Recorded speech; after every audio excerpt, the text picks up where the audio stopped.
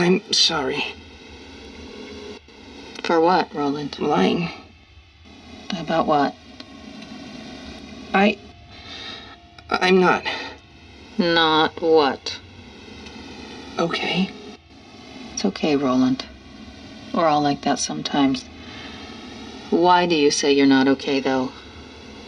I'm scared. What are you scared of, Roland? The gloom. Tell me about the gloom. No. But I can help you make it stop. Now you lie. I promise you that you're safe, Roland. I will protect you.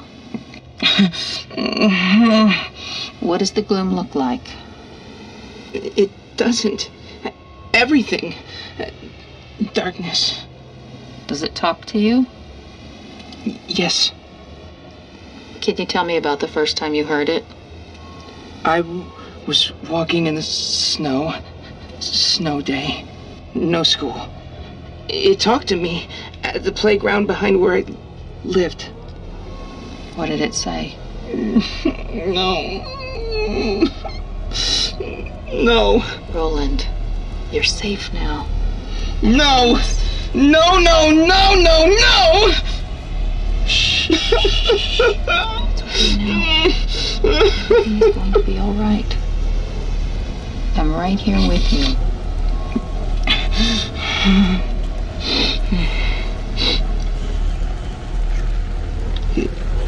It told me it was hungry. It told me to feed it. Did you feed it, Roland? Yes. What did you feed it? Dogs and cats. It ate them whole?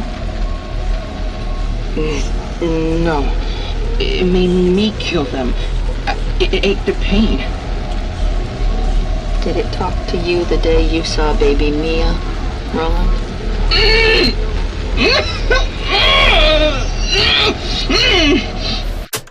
Dr. Darlene Harrington's bone-chilling session with 17-year-old Fillmore patient Roland Irby, August 1st, 1993. The teen with developmental disabilities was convicted of mutilating various animals around the Ravenswood houses, a low-income housing project located in Long Island City. Roland's crimes were a precursor to the brutal mutilation and murder of 6-month-old Mia Buyen, a crime that shocked New York, but was soon overshadowed days later by the abduction, torture, and murder of James Bulger in the UK by 2 10-year-old boys. Roland was one of a number of Dr. Harrington's young patients with a ghastly repertoire of crimes. What I have uncovered in my research are hours of new and, at times, indecipherable audio recordings of sessions exploring Dr. Harrington's treatment of these troubled youths. The tapes are worn and significantly damaged from age, but they add another layer to the mystery surrounding this story. We are working to have them restored. It's our hope that the evidence will fill in the remaining missing spaces of this puzzle. This is Lifting the Rug, a production of RFE Radio, where we explore hidden secrets, unsolved mysteries, and shine a light for justice. I'm Samantha Williams, and together, let's venture back into the gloom. Episode 3. Cut Your Nose.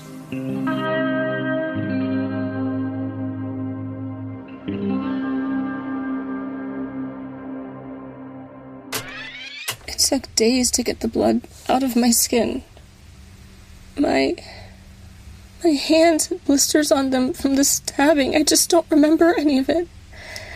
I just remember the gloom. Damn thing killed my dogs. Damn thing killed my dogs. Gloom. The smell. I'll never forget the smell. I'm getting sick now just thinking of it. Their insides. They were everywhere. Pieces of them in my hair. On the walls. It did this. The gloom did this.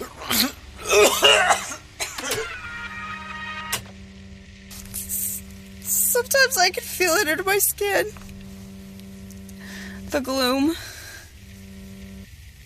Feels like it's burning me from the inside out and sucking the life out of me, eating me to my bones. It knows what you're scared of. It hurts you till you hollow inside. Till you can't feel nothing no more. Nothing but scared. I was curious about how they all talked about an entity controlling them, the gloom. It was fascinating as to how each of their delusions seemed to build upon the next.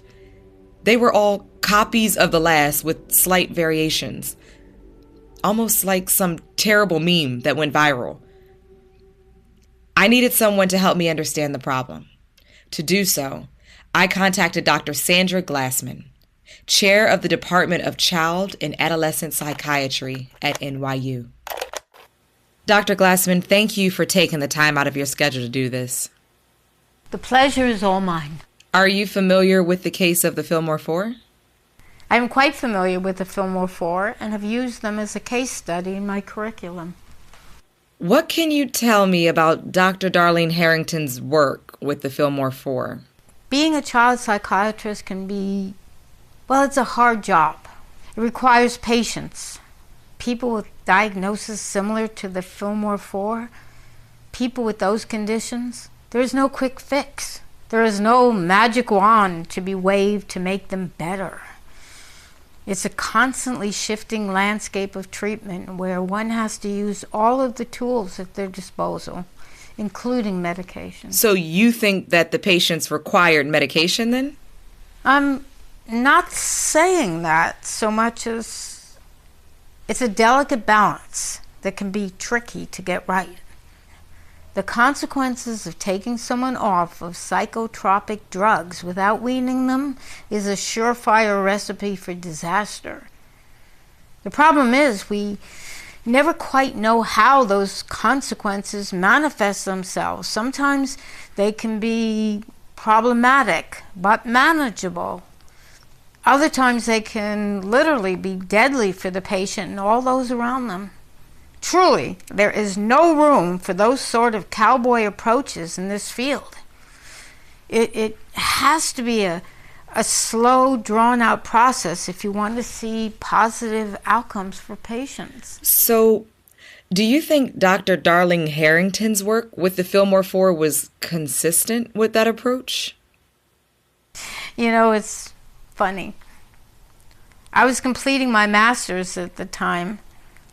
And for a lot of my colleagues working in the field, particularly those my age, that incident has always been lingering there in the shadows, creeping out from the corner. Where are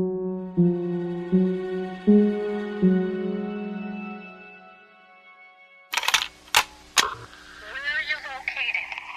In the bedroom. Where's the assailant? In the bedroom. Ma'am?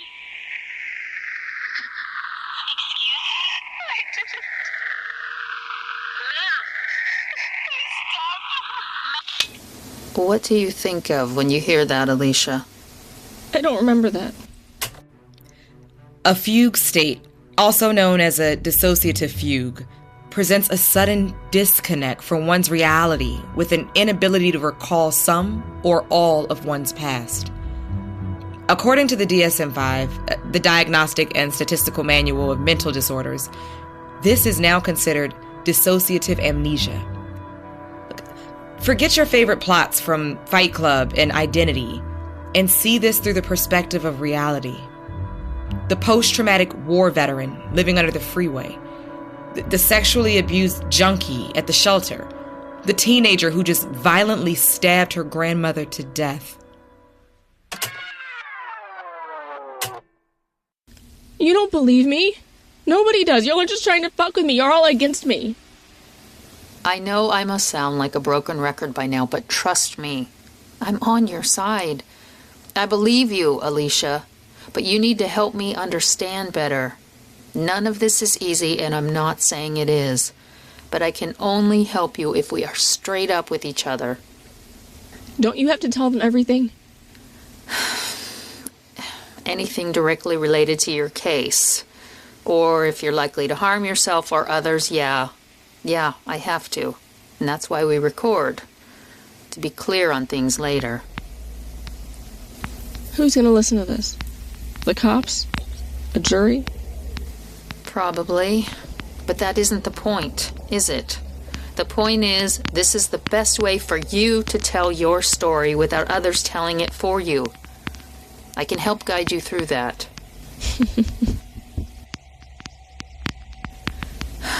What? What's that? Nothing. Come on. Nothing. It's just... You sound a little like it. What? It's all good. Never mind, just fire away with the rest of your questions, Diane Sawyer.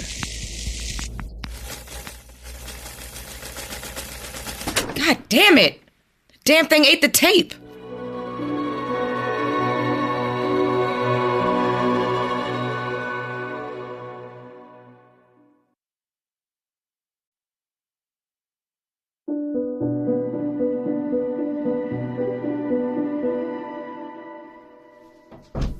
Okay, let's see it.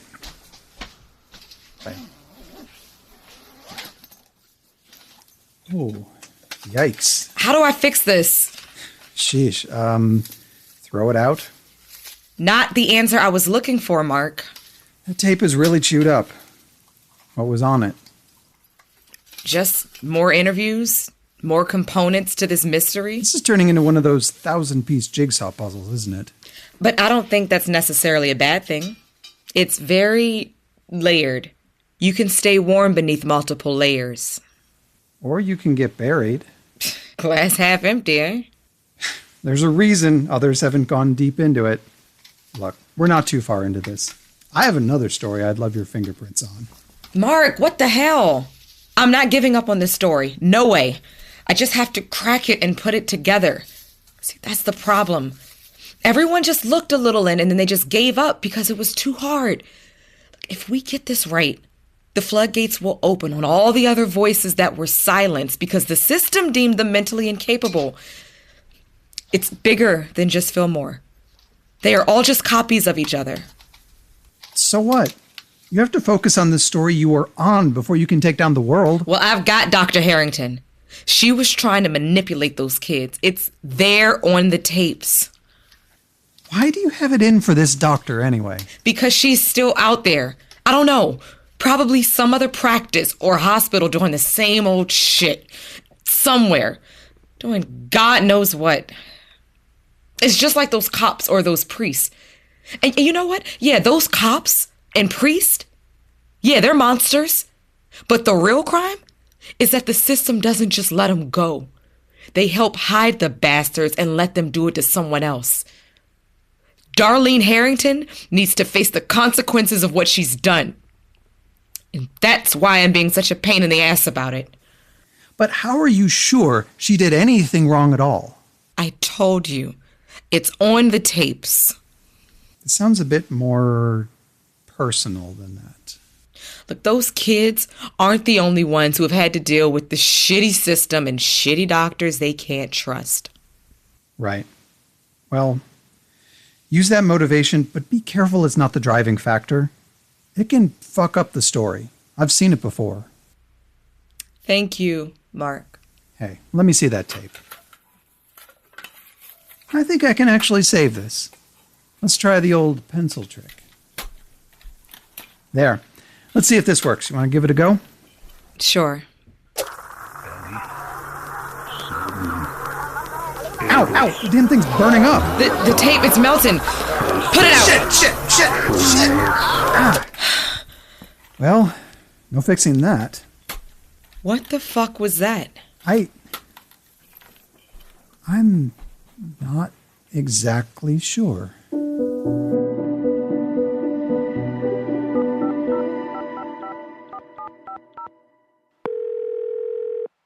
Hi, you've reached Johnny Higgins. You know what to do. Oh, for fuck's sake.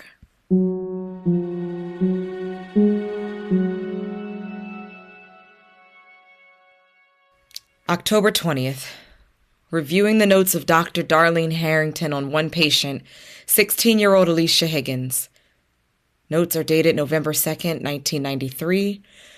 Patient exhibits no indication of self-aggrandizing personality disorder.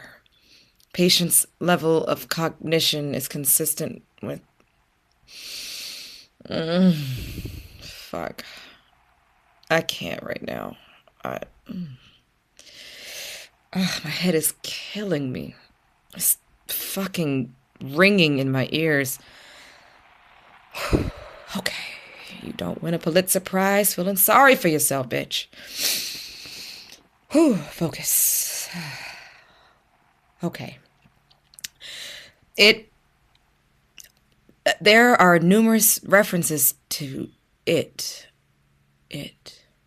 Alicia talks about it taking control of her. The gloom thing. I don't know. All patients describe a feeling of fog enveloping them, a dark force taking over, twisting in their brain like a parasite. Some describe desperately trying to scratch it out of their bodies, of falling into an entropic abyss. Entropic abyss. Holy shit, that's really dark. What did you stumble into, Dr. Harrington?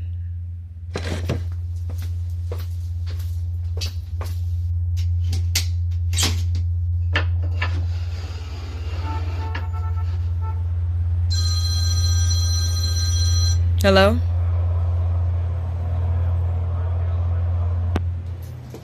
What a coincidence. Gaze into the abyss, and the abyss calls you just to hang up. Now let's get back to those tapes. I'm not going to survive this, Doc. Why do you say that, Kiara? Kiara, sweetheart, look at me. Are you feeling sick? Do you think we need to adjust your medicine? Can you describe what you're feeling?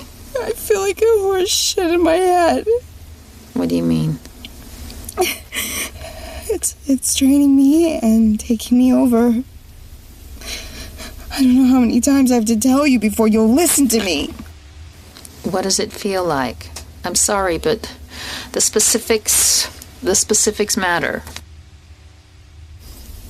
It's specifically shitting in my head. You're better than that. I don't know. It's everywhere. It's in me. I can't get it fucking out. Okay. Focus now, Kiara. I need you to Stop fucking telling me to calm down. I didn't say that. Whatever. You have no idea what the fuck you're talking about. Or what's going on in your notepad is going to fucking help me. Is it another migraine? Are you okay? No, I'm not fucking okay? It's not a fucking migraine. I keep telling you that I feel like I'm being drained. It's everywhere. It's in my skin. It's in my head. It's in my guts. It's in my fingers. This gloom is fucking everywhere. The ringing in my ears. I can't hear you clearly. Shut the fuck up! I just want to sleep. Can you help me sleep? I think I'm going to die soon, Doc. Hearing the misery and pain of the Fillmore Four would affect anyone, and it is having an undeniable effect on my own being. There is a concept called psychic vampirism. Basically a drain on your mental capacity. It's fiction, of course, a myth.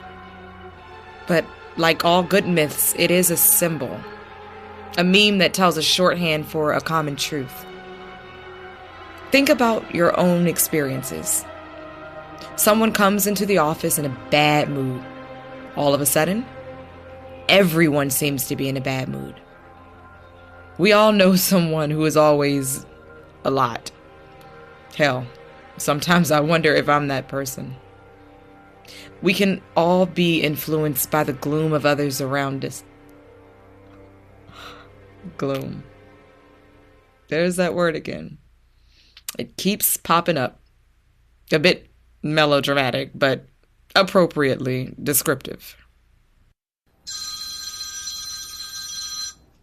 Hello? Yo. Hey, your number was blocked. So? No, I'm all good. I was wondering when you were going to call me back. I've been busy. I can't get back straight away. You gotta give me space. I would have thought you would be more enthusiastic given this has been your life for the past 20 years. What the hell you talking about, woman? No, Johnny, I'm sorry. I'm a bit tired. Please, let me start again. What can you tell me about Dr. Harrington or Dr. Lasher? The hell does it matter? I don't like doctors. Well, there could be a lawsuit. Maybe some type of settlement down the road. More importantly, justice. Go on. Lasher seems to me the key for the systemic negligence point of view.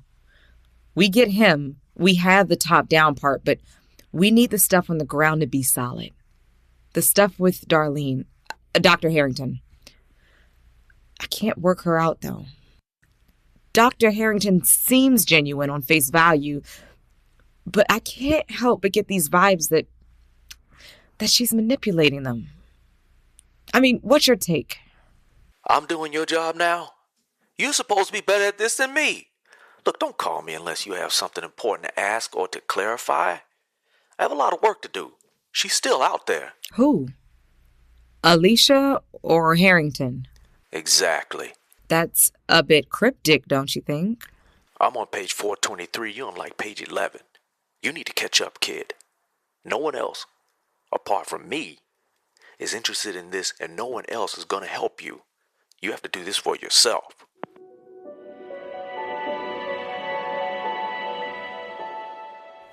That conversation went totally different than how I expected it would go. It's like I was talking to a completely new person. Johnny went from being a helpful guide to a disgruntled customer. I suspect that Johnny has similar mental health issues to Alicia. It's not surprising. They often happen in families. But he is also dealing with the double burden of the story itself, and I could use a kick in the ass right now. Thank you for calling the New York City Department. Wait time is 30 minutes. Department of Health and Human Services, how can I help you? Look, please don't hang up, or put me on hold, or transfer me again. I have been at this all day, and I haven't been getting anywhere. Oh, yeah, it's you. I remember. You need the Child and Adolescent Division. Please hold. No, wait.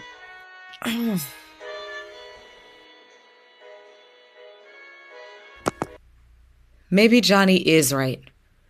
The police haven't shown much interest in this case or my investigation. Neither have the medical agencies. Johnny is right. There is an evil in this story, and it's the evil of apathy towards forgotten kids.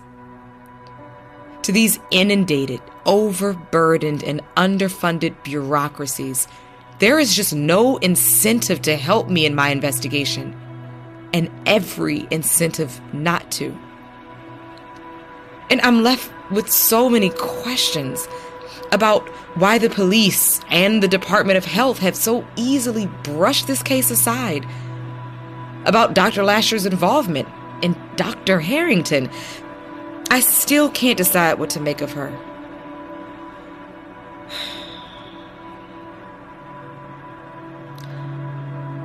I'm just talking into the mic now. I swear. This is the closest relationship I've had in a minute. Just sits there. It's always there. Constantly talking. It always has something to say. Constantly talking. It hurts. I can't stop it. I just wish it would. I just want 5 minutes. Just 5 minutes. At the end of the day, we are left with a group of kids who have been abandoned to languish in their own pain. The full story is not clear just yet, but there is definitely an evil that took over the kids, just as Johnny said. It's an apathy by a number of cogs in a system, all working together to screw over the lives of the most vulnerable.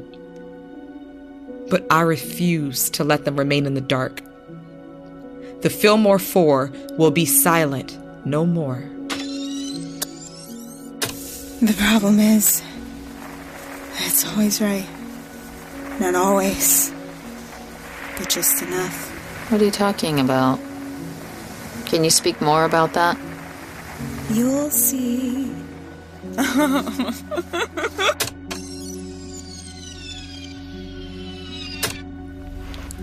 So far, it seems she's exceeding my expectations. She's been able to encourage them to open up about their experience. The program is proceeding as planned. It's correct, I know it is. God, I wish I could tell her. She's the only one who could appreciate it, the only one who is as broken as they are.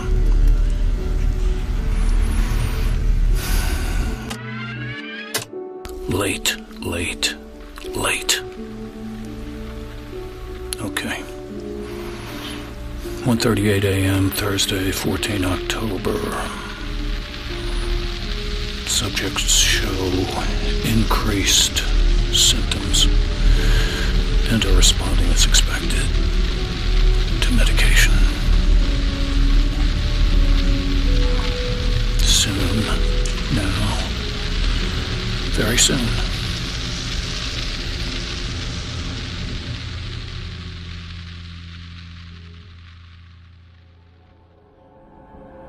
You've been listening to The Gloom, a production of Violet Hour Media, produced and directed by Frank Merle. Written by Peter Wenzutski and Michael Asa. Music by Talib Peshkapia. Sound design by John Zowski. Mixed and mastered by Jean-Marc Priset. Executive produced by Cassie Josephoff. Lynette Teschel is the voice of Samantha. Charles Riffenberg is Mark. Michael Clark is Johnny. Carrie Weeder is Darlene. And Tobin Bell is Dr. Lasher. The Fillmore 4 are Hunter Johnson, Veronica Johnson, Angeline Labrie, and Spencer Ortega. Additional voices by James Cowan, Galen Howard, Jake Kaufman, Aaron Killeen, Keith Cornelick, Danielle Today, and Eileen Dietz as Dr. Glassman.